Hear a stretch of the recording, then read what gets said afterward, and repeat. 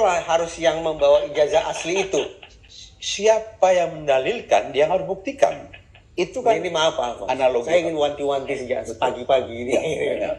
Pak Alfons sudah menyatakan dua hal yang sepintas selalu agak sulit diterima nalar.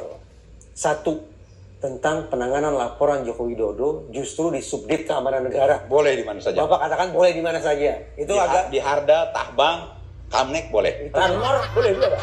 Boleh saja. Kalau memang padat pekerjaan. Oke, itu Karena satu. pegawai administrasi. Satu. Yang kedua, Bapak mengatakan, jadi pelaporlah yang harus membawa ijazah asli itu.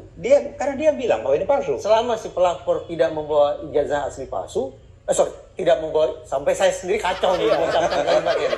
Ketika pelapor tidak membawa ijazah asli, maka Apa yang mau diperiksa? You bawa fotokopi. Jadi saya memeriksa, ini fotokopi asli ini.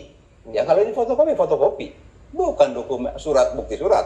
jam kapan Pak Alfons? Ketika pelapor datang ke sentra pelayanan masyarakat dan tidak membawa ijazah asli Jokowi, Yang tidak bisa menunjukkan. maka saat itu apa yang harus dilakukan oleh sentra Istirahatkan. pelayanan?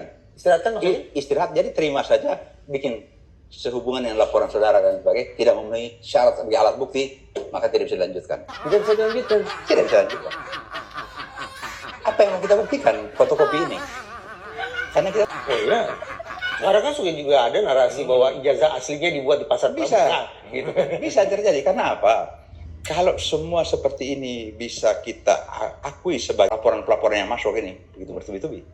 Pak Alfons, tidakkah respon seandainya nih ya, seandainya Polri merespon sebagaimana yang Pak Alfons katakan barusan, mengistirahatkan lalu tidak menindaklanjuti itu. Ya. Tidakkah itu mencabik-cabik satu, rasa ingin tahu masyarakat. Yang kedua, menghina-hinakan kebutuhan masyarakat bahwa pemimpin ini harus punya standar moralitas yang tinggi, integritas yang terpercaya, kualitas yang mumpuni. Karena begini, orang melapor itu kan ada hal yang dilanggar ya, aturan undang-undang langgar. Ini kan yang dilapor itu apa sih? Nah, Tuh Mas Roy, Ya, jelas. ternyata Mas Roy lah yang ibaratnya yang harus justru menunjukkan ijazah asli Jokowi agar bisa ditindaklanjuti oleh kepolisian. Lah kan itu kan kalau kata Sri Mulat, hil yang mustahil, ya kan? Yang dikasih ijazah itu siapa? di situ Orang bentar, Alfons. Saya ikuti dulu pengawalannya. Oke. Yang dikasih ijazah itu siapa? Kan yang juga nggak mungkin. Misalnya ijazah saya yang terbukti jelas asli. Kemudian saya kasih orang lain, tolong orang lain laporin saya ijazah saya palsu. Itu kan logika Sri Mulat. Ya nggak mungkin.